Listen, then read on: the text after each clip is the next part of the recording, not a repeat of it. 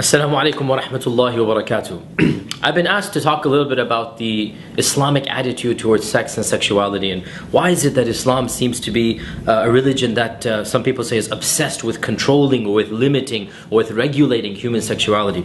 Well, the fact of the matter is that Islam views the human sexual experience as being one of the greatest gifts that God has given to mankind. In medieval Christianity, some Christian theologians have actually considered sex to be something that is disgusting, that is a mortal sin that should only be engaged in for the base purpose of procreation of human species.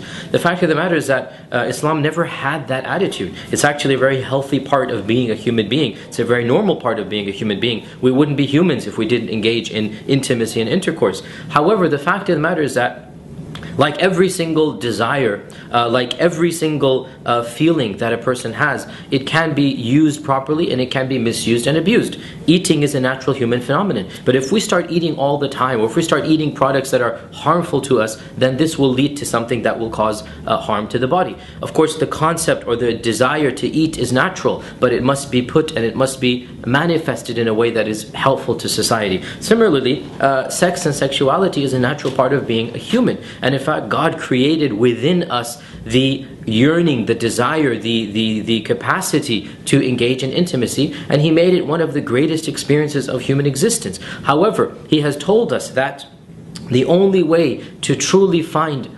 fulfillment in this act that is beneficial to the person and to the family and to society as a whole is to confine sexuality and to confine intimacy within the bounds of marriage. And therefore, Islam encourages healthy sexuality within marriage, and our Prophet Muhammad, peace be upon him, told us to get married. And he said that I strongly encourage all of you who are young to get married because He doesn't want us to try to fulfill these desires outside the bonds of marriage. And the fact is that God tells us, in fact, it is an act of charity. In other words, we get rewarded according to our religion. We get rewarded for being romantic. We get rewarded by God for being intimate with our spouses. However, if we engage in sexuality, if we engage in intimacy outside the bonds of marriage, this is harmful to the self, it's harmful to the family, and it's harmful to society. And we firmly believe, therefore, that as believers and as pious and righteous individuals, we should not be playing around with this. We should not be engaging in casual or loose intercourse,